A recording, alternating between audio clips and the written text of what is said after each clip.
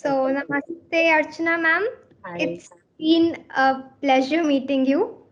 yeah, My name is Meera, yes, and I wanted to ask that I recently read about bibliotherapy being recommended by doctors for varied medical conditions. yeah. So, did you have something like this in your mind as you thought of opening this library in the cancer hospital? Okay, so where bibliotherapy is concerned, I have a long history with it because when I began my book club, I run a children's book club called AA's Book Nerds. And when I began with it, actually, I started 12 years ago, but before that, I was unwell and I had severe depression, PTSD, etc. So for 3 years, I was completely laid up in bed. So my husband then told me that let's just begin with this book club. Okay. And that time it began as reading classes. So for me, also, it was like bibliotherapy. The way it began for me was books, children, and therapy. Okay. So, yes, definitely books are therapy. Depends. I mean, for each one, for some people it's arts, for some it's music. So for me, it was books. And thereafter, even when I've been working with my children, there's always been an engagement with books in a therapeutic fashion. So, for instance, if I have a child whose, parents would tell me, look, my daughter's very disturbed. What happened? So then I would say, this is the book we were reading.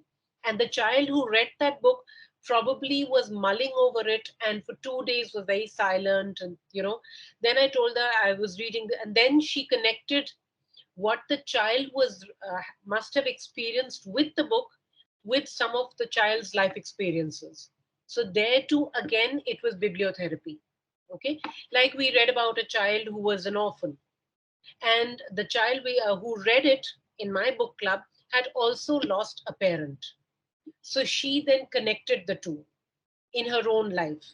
Now, with the library, it's too early to say whether it's bibliotherapy specifically, but yes, that was my intention. That, at least for that 1 hour that I'm there, I pick up books which are really very random, just about entertainment, just about excitement and laughter. I don't look at what is the moral of the story or is there a lesson to be learned. The children don't want that. So to that extent, yes, it's bibliotherapy. It is books which are, and it's not just about the children. In a hospital, it's the children, it's their parents, it's their grandparents. So it's almost like it's therapy for the family. So yes, I would say it is bibliotherapy. It's working in that fashion. Yes. Thank you. Yeah. Over to you, Hadith. Namaste, ma'am. I am Hardit of class Namaste. 5. My question for you is Yeah. in your AS book club, how do you help children in cultivating interest towards reading books? Okay, there are two things. One is I've had children who, yes, come to me and then they quite enjoy all my activities and the book reading. There are some who come and they will just not take to reading, which is fine by me. There's some children who say, I prefer playing football, I prefer sport, I prefer art. So there are children who've dropped out. Okay, however much I've tried with a child for 5 years, the child did not like books. Okay, so I am very agreeable to the fact that if you don't like a book, whatever other activity you like that helps you express yourself, your creativity, that encourages you, I'm all right with that. So that's one. Then, as far as books are concerned, I think I've tried to get them to not just look at books as reading something. So it's not a solitary activity. It has to be interactive and it has to be the peers reading the book. So, for instance, if I select a book, then there are 12 children, 15 children in the same age group. All of them are reading that book. It might be a very fun book. It might be a book that just makes them laugh. It might be a serious issue, like it might be about the environment. It might be about deaths during COVID times. The idea is to get a group to read it. And then I do not tell them what to do or what is the lesson or what you've learned. It's entirely about the children talking to each other and discussing with each other what the book meant to each one of them. So I won't do things like what is the character sketch, what is the lesson, who is the protagonist, who is the antagonist, none of that. It's entirely so for me when I'm talking about books with the children, and I have children from the ages of 6 to 14. So with the 6 years, really, I am working on, and again, there too, I'm reading. I allow them to read what they want when they want. Supposing they say this book is really boring, either we try and talk about it to find out why do you say it's boring. And if a child says, I just don't want to read it, we say, okay, shut it, put it aside. Okay. So there are various, I mean, I don't really have any rules or any such thing. It's really entirely dictated by what the children would enjoy or what they'd like to do. So does that work for you, my answer? Yes, ma'am. Yeah. Thank you, ma'am. Okay. Who's the next one? Namaste, ma'am. My name is Yeah. Ananya. Hi. So, my question to you is that Yeah. in your clubs, the children read and discuss the stories, and they also ask questions about it, and they write their own stories. So, are there any tips according to you that a writer should keep in mind while writing a story to make it more interesting and attractive for the readers? Okay. So I don't follow, my sessions aren't, uh, I don't go by the rules. Okay. So, which is why when the children are writing, they read a book, they just write what they get from the book, whatever their takeaway is. Okay. What I do encourage though when they are writing is, and when they're doing their stories, etc., related to the book, what I do encourage is one is consciousness of three factors: time, space, and self. Okay, every story has to have these. So time doesn't have to be 1958 or 1922 or whatever, any concept of the past, the present, or the future. When I'm saying space, the story has to be located somewhere. Okay, it could be at your dining table, it could be America, it could be a friend's home, it could be in the park. So time, space, and self, there has to be some. When I say self, it doesn't mean you figure in the story, some element of you in the story. Okay, and that I think is the beauty. If any author you talk to, they have to bring an element of themselves into the story, not necessarily their experiences, but their own thinking, their own imagination, their own creativity. Okay, so these three elements for me are very important, in addition to which, basic knowledge of grammar. Okay, so you have to have your parts of speech, you have to know the rules of grammar, because without basic grammar you can't. And for that you have to read, read, and read. At a certain stage, I mean, when you're in class 1 and 2 and 3, you can be taught. After that, if you're not reading, you won't get the words, you won't get the style, you won't get the beauty of the language. So really those are my tips. For one is to read, the other is to have your grammar, at least at a working level it should be correct. Okay? I'll give you a simple example. Just today, one of my children was writing a story on food and food history. He says, we went to the ticket collector, we bought the ticket, and gave the ticket at the entry to the guard. Now, what is wrong with this sentence? In one sentence, you've used the same word three times, which is ticket. Okay? That's your knowledge of grammar. You have to use so the same word cannot be used. Then you have to use what noun do you use for this? What noun would you use? Yes, instead of saying ticket all the time. It. Yes, absolutely. These are very simple rules, but we don't realize it. He went to school, full stop. When he went to school, you can't end a sentence and use those same words to begin the next sentence. Okay, so these are simple rules, but very, very essential to keep in mind. And this shows how well you know the language. And that really will come with reading. Okay, that's at some point of time, your teachers can't teach you that. Okay, so I hope that works for you. Yes, ma'am. Thank you, ma'am. You're welcome. Yeah. Who's next? Namaste, ma'am. Namaste, Yashasvi. My name is Yashasvi. Yeah. I would like to ask you a question if you're very comfortable answering it, sharing it. Always. Yeah, yeah. So, is there a goal that you have targeted for yourself, a goal that leaves an impression about you when you retire? And why have you actually targeted that goal for yourself? Okay. So that's where I don't really have a goal because even when I started with my book club, it began, I didn't even know it was a book club. I just started with therapy. I'm going to have children. My husband said, begin as reading, man. Children will come to you to learn to read. And I found that really ridiculous. I mean, everybody reads. Why do you need to go to somebody to learn to read? But I did begin with that, and I've grown very organically.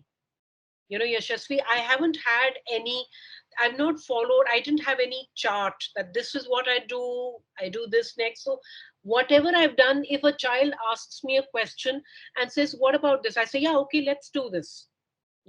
So my book club is not a conventional book club in the sense we read books, we have group discussions, we write related to the books. We've had poetry competitions. The children, if we are reading Roald Dahl, all the children learn from the poems, Roald Dahl's poems. We have a poetry competition. We've had read aloud competitions. We've had authors coming and we've been going down to the amphitheater. We've read books related to art, okay, and storybooks related to art. And then we've gone to an art gallery, met an artist, wrote about him in the way books were. So I've just grown very organically. The children have written their own books, made them into booklets. I've had a lit fest for the children where they put their books out on display as an exhibition. The parents or whosoever we invite come.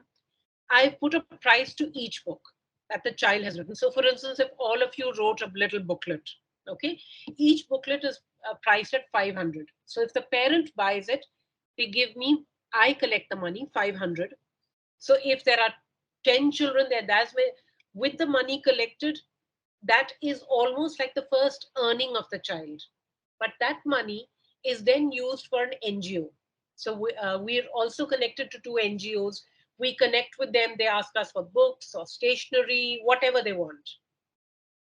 Again, all this wasn't planned. Everything is just grown very organically with, okay, let me do this, let me do this. You know, Storytelling sessions at NGOs, at government schools. Uh, I began with all this when I was 44. Okay, before that I wasn't doing any of this at all. So as a goal, my goal really is about making reading interesting, firstly, but primarily to get children to think independently and express themselves. Okay, and I do feel each child has that ability in themselves. However you may express for yourself, whether it be verbally, whether it be in writing, whether it be in art, whether it be cricket or football or whatever interests you, that you don't have to come first in that field. So that really is my goal, working with children to encourage that. Uh, and when will I retire? I hope never. I want to die with my boots on and a book in my hand. And luckily, the kind of work I'm doing doesn't need me to retire. As you can see, I already have a lot of white hair. I hope that works for you. Yeah, Yashasvi? Thank Okay. you. Yeah. Who's next? Yes, so ma'am. Uh, how was your experience different at a children's hospital compared to your experience at your book clubs? What Okay. was different? Yeah. So, okay, at the Children's Hospital, I've been going for storytelling sessions. Okay. Uh, the reason why it is very, very different is this hospital is for the economically weaker sections. Okay. So, the children who are coming here are, they're from, the parents are not from a privileged background at all. This is a free hospital, it's a government hospital. Okay. Most of the children who come there have not even been to school. because this is for cancer patients. Now these are little children. You'd have I've have 2-year-old, 3-year-olds children with cancer. Okay, so the parents, they're trying to get them treated, very very expensive cancer treatment. Secondly, the children, I mean, if they're so unwell, they can't really go to school at all.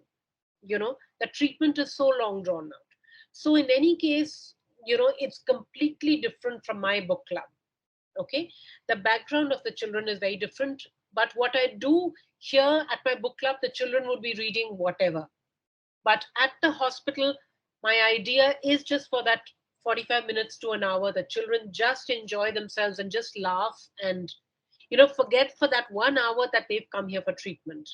Last time when I went there, and the book I read, there was a little boy just before called, I wo- he'd come in and his treatment had gotten delayed and he was in a lot of pain. And the nurse got him in and said, sit here, you'll enjoy this. So when he came there, he was, holding on to himself and rocking back and forth in pain. Once my story began, at the end of 45 minutes, he was smiling. I would keep calling out to him, asking him questions, engaging with him.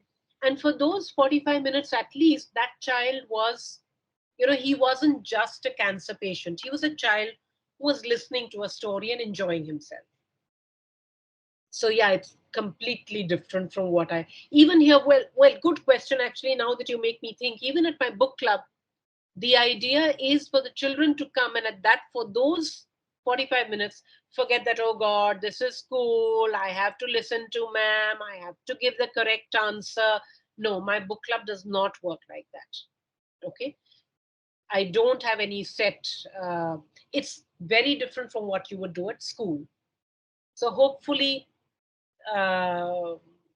hopefully that will work the way I want it to work. Okay, so that's how the two are very different. Thank you. Yeah. Is there anyone? Yeah. So, Yes, ma'am, Ritu. as a child, you were an avid reader. So, what was your type of genre when as a child, and what is your type of genre now? Okay. As a child, at that time when I was a child, I'm talking about the 70s and the 80s, 70s mostly, there was only Enid Blyton available. There were no Indian authors. Most of the very few Indian writing for children. There were Indian authors, but very few writing for children. Okay, and so it was mostly Enid Blyton. There were other authors, but the other thing is my father was in the Air Force. Okay, so we were transferred all over, so it wasn't as if we had easy access to bookstores and buying books.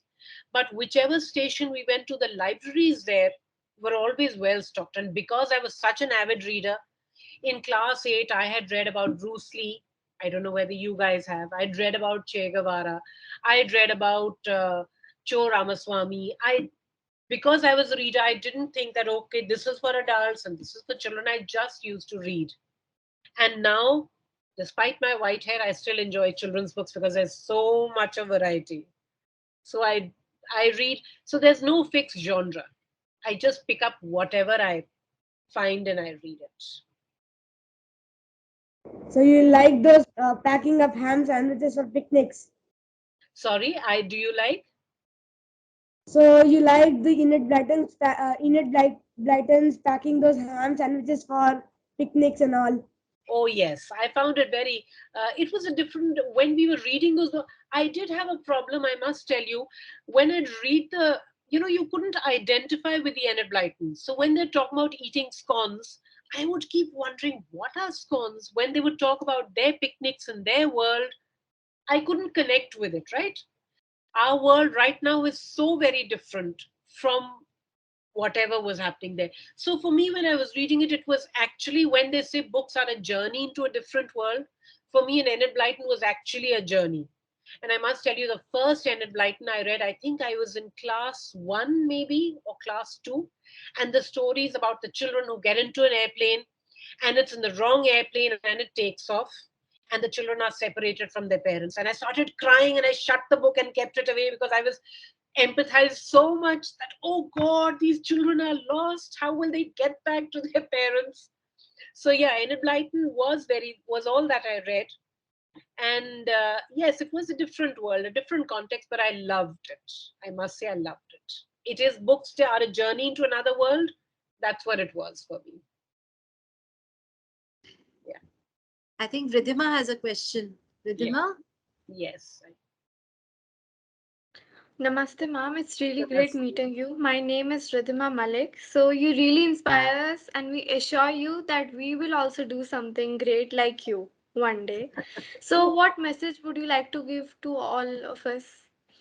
To just enjoy, do whatever you enjoy. I will not say you must read, but what I will say is if you enjoy reading, also the other thing is don't give it up in the first go. Try. Okay. If you really do not enjoy books, it's fine. I'm not a person to say yes, but I would say that find a book or a genre that you like. Okay. And once you do, you 99.9% you will enjoy you may not read each and every book. Okay. You might read just books in that genre, maybe just 2 books or 5 books, doesn't matter. If it's not books, just do whatever you're doing, do it with passion. Okay. Enjoy what you're doing, pursue whatever you're interested in, whatever it be. With reading, my other thing is don't read a book for the act of reading, shut it and put it away.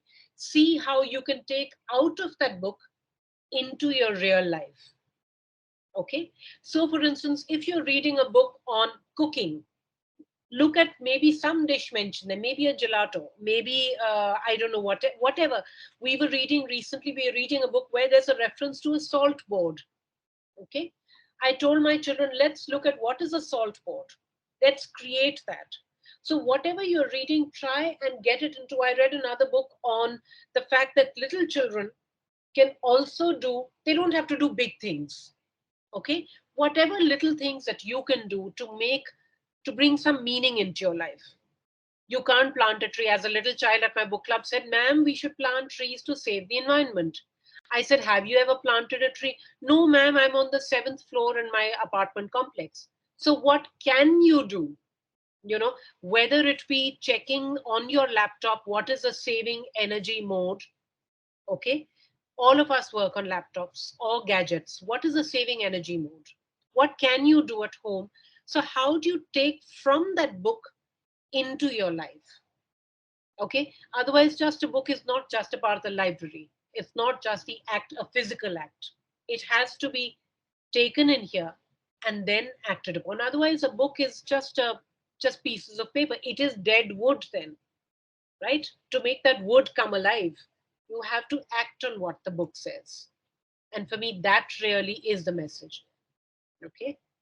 Yes, ma'am. Thank you. Manya, go ahead.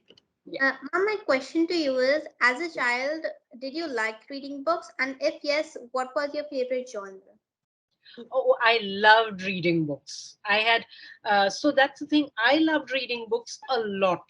It was like if I had a book to read, I was the kind who would be under the quilt with a torch and reading anything.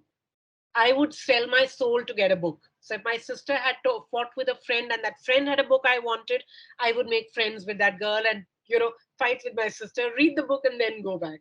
I was so keen on reading. Genre, I read everything, anything that I could lay my hands on. But yes, as I grew older, when I was unwell for 3, 4 years, I wasn't reading at all. Even now, I do find it difficult to read because I still have some problems with depression and anxiety. So I do find it a little difficult to read. I can't focus. But yes, I love books. Whether I read or not, I will keep buying books. One day I'll read all of them. So I do. I love reading and no genre. I really enjoy everything. So I've always been and I must say the other thing is that my parents also love to read. You know, so I remember when I was in class 5, my mom would be reading out, and she used to read both Hindi and English. So she'd be reading out to me, or we would be talking about a book, things like that. So that I guess fueled or added to my interest in reading. Not that all of you should sit down with your moms and say, "Oh, Archana ma'am's mom used to read to her." Okay, those were different times. Now parents are engaged in different activities, But yes, and I must say, not just reading, it was relate anything to do with words, you know. So whether we are playing, which is also what I do at my book club, whether we are playing Scrabble or we're playing name place animal thing or any kind of word games, just an interest and engagement with words. I hope that works for you. Yes, ma'am. It was a pleasure interacting with you. Thank you. It was a huge pleasure for me too. Thank you. Thank you so much, Archana man. I think at such short notice, I barely managed to connect with you today. And we had this meeting with our children here Oh, and yeah. planned to set up a team of reporters. Oh, And I nice. shared news about your book library at the children's hospital, the ward, children's ward. Yeah. And that's when we decided to talk to you. And this turned out to be such a beautiful interaction. Thank And you. thank you, children, Thank and make for making this fun for us. Thank you, Archana, once again.